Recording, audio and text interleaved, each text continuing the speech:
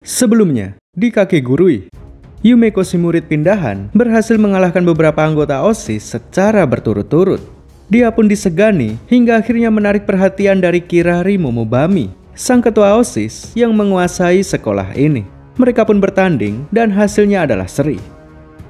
Beberapa hari setelah bertanding melawan Yumeko, Kirari tiba-tiba membuat keputusan yang gila. Dalam rapat Dewan OSIS, dia mengatakan bahwa dia ingin mengundurkan diri. Dia pun membuat acara pemilihan ketua OSIS baru yang diikuti oleh seluruh siswa, termasuk Kirari sendiri. Dia akan ikut berkompetisi dalam pemilihan ketua OSIS yang baru. Jadi dia membuang jabatannya lalu mencalonkan diri kembali. Tentu metode pemilihan ini dilakukan dengan judi, karena memang sejak awal sekolah ini adalah sekolah yang menjunjung tinggi juram judi haram. Selain itu, Kirari juga mengundang 10 orang yang berasal dari klan Momobami. Untuk saat ini, Kirari adalah pemimpin tertinggi Momobami. Jabatan tersebut juga dipertaruhkan dalam permainan ini. Siapapun yang menang akan menjadi ketua OSIS sekaligus pemimpin klan Momobami yang baru. Jadi, ini akan menjadi peperangan Battle Royale yang melibatkan anggota OSIS, klan Momobami, dan juga siswa biasa. Setiap orang akan diberi 1 keping chip suara. Kemudian, semua orang dipersilahkan untuk berjudi dengan siapapun. Pemilihan ini akan berlangsung selama 30 hari. Orang dengan chip terbanyak di hari ke-30 akan menjadi pemenangnya. Baru di hari pertama, Yumeko langsung mendapatkan undangan perjudian. Dia dan Midari diundang untuk berjudi melawan Erimi Mushibami. Permainannya cukup unik. Mereka akan memakai alat penyiksaan untuk berjudi. Sebuah kotak dengan bilah tajam yang terhubung dengan benang.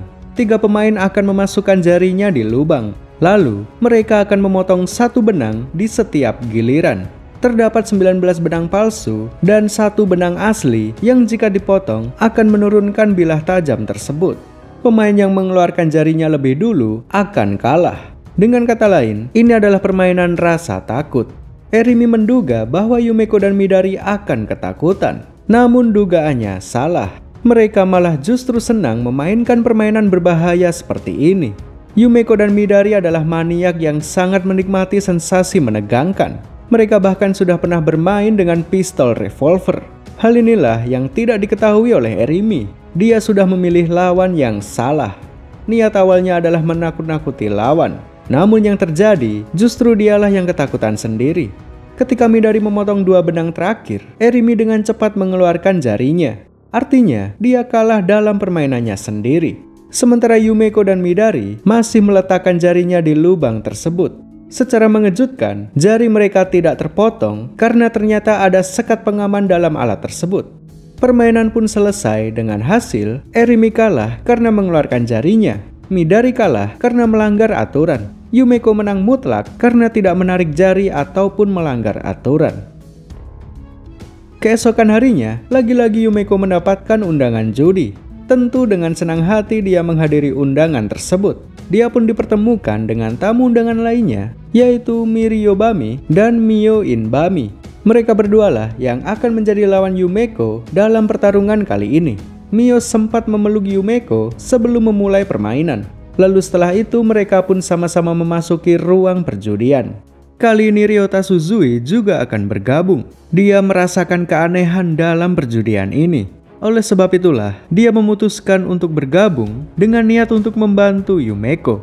Permainan kali ini adalah Nim Type Zero. Pemain akan menggunakan kartu yang berisi angka 0 sampai 3. Bandar akan membagikan 4 kartu kepada masing-masing pemain. Kemudian, pemain harus mengeluarkan 1 kartu di setiap gilirannya. Angka-angka pada kartu tersebut akan dijumlahkan maksimal sebanyak 9. Pemain harus menjaga nilai total di angka 9. Jika dalam satu giliran, pemain mencapai nilai di atas 9, maka dialah yang kalah. Permainan ini mirip seperti Uno, namun dengan aturan yang lebih simpel. Ronde pertama dimulai. Yumeko mengeluarkan 3, Miri mengeluarkan 2, Ryota mengeluarkan 1, dan Mio mengeluarkan 3. Totalnya sudah mencapai 9. Kemudian Yumeko, Miri, dan Ryota sama-sama mengeluarkan kartu 0. Hingga kembali ke giliran Mio yang ternyata tidak memiliki kartu 0. Mio pun kalah dalam ronde pertama ini. Ketika permainan memasuki ronde kedua, tiba-tiba saja Yumeko terkapar tidak sadarkan diri. Setelah diselidiki, ternyata dia sudah diracun sebelum memulai perjudian. Pelakunya adalah Mio. Dia melakukan ini ketika dia memeluk Yumeko sebelum memasuki ruangan. Mio kemudian menawarkan taruhan baru. Dia menggunakan penawar racun sebagai taruhan judi. Dia meminta seseorang yang memiliki banyak chip untuk bermain menggantikan Yumeko. Dengan kata lain, dia menggunakan nyawa Yumeko untuk mengeruk suara sebanyak-banyaknya. Sementara itu, wakil ketua OSIS bernama Ririka Momobami tiba-tiba menemui Mary dan mengajaknya ke ruang tertutup. Kemudian topeng Ririka dibuka paksa oleh Mary dan terungkaplah bahwa dia adalah saudara kembar Kirari Momobami. Walaupun mereka kembar, namun sifat mereka sangat berbeda. Ririka ternyata sangat pemalu dan pasif. Oleh sebab itulah dia selalu menggunakan topeng. Ririka kemudian mengungkapkan keperluannya kepada Mary. Dia ingin membentuk tim bersama Mary dengan imbalan 100 keping suara. Mary sempat menolak tawaran tersebut. Lalu tiba-tiba dia menerima telepon dari Ryota yang memberitahukan bahwa Yumeko sedang dalam bahaya. Mary diminta untuk menggantikan Yumeko dalam perjudiannya. Jika tidak, nyawa Yumeko bisa melayang. Mary pun tidak punya pilihan lain. Karena dia tidak memiliki banyak chip, maka dia terpaksa menerima penawaran dari Ririka. Dia mengambil 100 keping suara, lalu dia segera bergegas melawan Mio dan Miri. Mary dan Ryota kini bekerja sama melawan kelicikan Mio dan Miri. Mio benar-benar mengira bahwa dia sudah mengendalikan pertandingan. Dia tidak sadar bahwa ada satu orang lagi yang membantu Mary dan Ryota.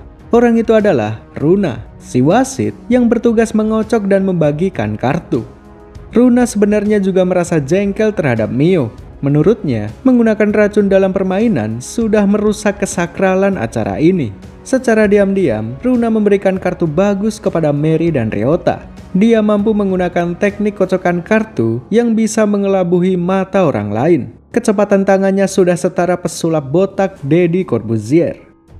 Berkat bantuan Runa, akhirnya Mary dan Ryota berhasil menang mutlak. Setelah itu, Yumeko segera dirawat untuk detoksifikasi racun pada tubuhnya.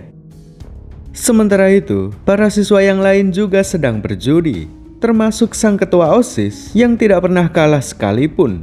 Semua orang menggunakan keistimewaannya masing-masing. Yumemi, sang idola sekolah, mendapatkan ratusan chip gratis dari para penggemarnya. Itsuki Sumeragi juga berusaha semampunya dalam mengumpulkan banyak chip. 1 minggu kemudian, mulai terlihat siapa saja yang menduduki posisi 10 besar. Untuk sementara ini, Yumeko berada di posisi 10, Miroslava Hunebami posisi 9, Mio Inbami 8, Sumika Warakubami 7, Itsuki Sumeragi 6, Rin Obami 5, Mary Saotome 4, Yumemi 3, Terano Totobami 2, Kirari Momobami 1. Sejauh ini, posisi puncak masih diduduki oleh sang ketua OSIS. Selanjutnya, Sumika Warakubami mulai melakukan pergerakan. Dia menunjukkan jati dirinya yang asli, lalu terungkaplah bahwa dia adalah aktris Hollywood terkenal. Dia memang sengaja menyamar supaya tidak memancing perhatian. Dia menemui Yumeko yang kebetulan sedang bersama Yumemi. Sumika sangat tertarik dengan Yumeko dan ingin mengajaknya bertanding. Namun, tiba-tiba Yumemi ingin bergabung dan mengusulkan pertandingan akting. Yumemi menganggap Sumika sebagai saingan yang sangat berat. Sebenarnya, impian Yumemi adalah menjadi aktris Hollywood sama seperti Sumika. Menjadi seorang idol adalah langkah awal menuju karir Hollywood. Jika dia berhasil menang dalam pertandingan akting, maka artinya dia layak menuju ke Hollywood. Oleh sebab itulah, dia menantang Sumika. Perasaan Yumemi saat ini sangatlah kompleks. Dia adalah salah satu penggemar Sumika, namun di saat yang bersamaan Sumika sangat meremehkannya. Level idola sekolah sangat jauh di bawah aktris Hollywood. Jadi, rasa suka, rasa benci, dan rasa ingin menang bercampur aduk di dalam hati Yumemi. Akhirnya, Sumika sepakat beradu akting melawan Yumemi dan Yumeko. Pertandingan diselenggarakan di atas panggung dan ditonton ratusan orang. Mereka pun bertanding dengan sengit sebanyak 3 ronde. Ronde pertama, akting dalam menyanyi.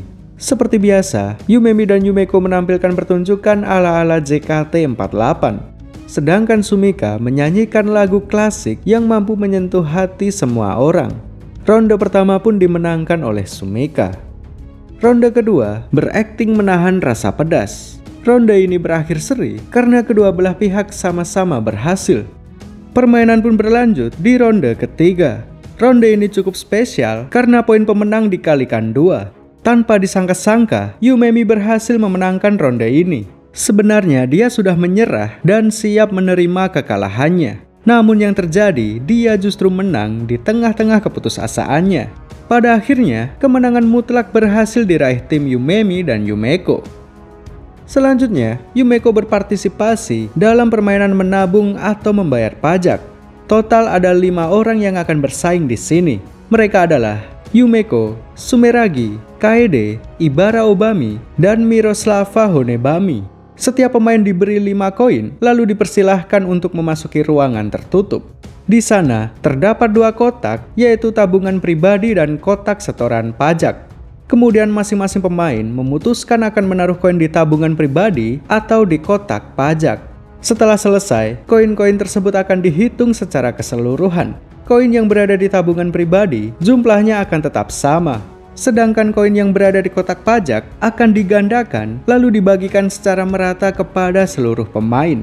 Pemain harus mengumpulkan minimal 40 koin di akhir permainan.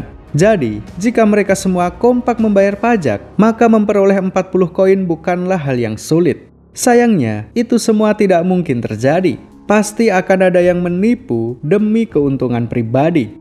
Inilah letak keseruan dari permainan ini. Pemain boleh berdiskusi untuk menyingkirkan orang yang diduga tidak membayar pajak. Setelah melewati 4 giliran, mereka sepakat untuk menyingkirkan Miroslava. Dialah pemain yang tidak membayar pajak dan hanya memikirkan keuntungan pribadi. Pada akhirnya, permainan selesai dengan hasil posisi kelima Miroslava karena dia sudah tereliminasi. Posisi keempat, Kaede Manyuda dengan perolehan 40 koin. Yumeko dan Ibara sama-sama berada di posisi 2 karena sama-sama mendapat 41 koin. Posisi pertama diamankan oleh Sumeragi dengan perolehan 45 koin. Beberapa hari kemudian, Yumeko ditantang oleh asisten Kirari yang bernama Sayaka. Dia merasa bahwa Yumeko semakin hari semakin membahayakan. Sebagai asisten yang setia, Sayaka khawatir jika nanti Yumeko menghancurkan Kirari. Dia pun menantang Yumeko dengan niat untuk melindungi Kirari. Mereka pun menuju ke menara khusus untuk melakukan pertandingan. Permainannya cukup sederhana. Mereka akan balapan menuruni dan menaiki menara. Dari lantai 5, mereka harus turun ke lantai 1, lalu mengambil bunga di sana, kemudian kembali lagi ke lantai 5. Siapapun yang finish duluan, dialah yang menang. Terdengar mudah, tapi sebenarnya tidak semudah itu. Menara tersebut memiliki banyak pintu. Setiap pintunya memiliki jalur yang berbeda-beda. Pintunya juga terkunci dengan soal-soal digital. Pemain harus menjawab soal dengan benar supaya pintunya terbuka. Pemain akan bergantian membuka pintu dan dibatasi selama 5 menit. Jadi setiap gilirannya, pemain harus mencari tahu pintu mana yang memiliki jalur tercepat. Kemampuan observasi dan kecerdasan otak sangat berperan penting dalam permainan ini. Taruhannya juga tidak main-main. Siapapun yang kalah harus melompat dari lantai 5. Semua aturan ini disepakati, lalu mereka pun segera memulai perjudian. Giliran pertama Yumeko. Dia membuka pintu tengah, namun setelah terbuka ternyata buntu. Yumeko pun tinggal di lantai 5. Giliran Sayaka, dia membuka lantai bawah yang terhubung dengan lantai 4. Kembali ke giliran Yumeko, kali ini dia membuat keputusan yang tidak rasional. Dia memilih pintu luar yang tidak terhubung dengan lantai bawah sama sekali. Dia melakukan ini untuk menganalisa pergerakan keseluruhan menara. Dia pun menyadari bahwa menara ini berputar 60 derajat setiap 5 menit. Fakta bahwa menara ini berputar membuat Yumeko sadar bahwa ada satu pintu tercepat, yaitu pintu tengah. Pintu yang tadinya buntu akan terbuka pada waktu tertentu. Dan pintu tersebut menghubungkan lantai 5 langsung menuju lantai 1. Dengan begini Yumeko pun menang mutlak atas Sayaka. Kemudian sesuai taruhan, Sayaka harus melompat dari lantai 5. Namun tidak disangka-sangka Kirari juga ikut melompat bersamanya. Begitu sampai di bawah, ternyata terdapat matras yang lunak. Dengan begitu, Sayaka telah menuntaskan taruhannya, namun tidak kehilangan nyawanya. Keesokan harinya, Rei Batsubami mulai beraksi. Dia menjebak beberapa orang untuk memainkan permainan lelang. Selama ini, dia selalu berperan sebagai pelayan dari keluarga Momobami. Kali ini dia berhenti berpura-pura dan menunjukkan ambisi besarnya. Ternyata dia juga ingin menang dalam pemilihan ini. Jika dia menjadi kepala Momobami, dia akan merombak sistem yang selama ini dianggapnya buruk. Permainan lelang ini didesain untuk menguntungkan Rei saja. Yang namanya pelelangan pasti menimbulkan persaingan antar sesama peserta.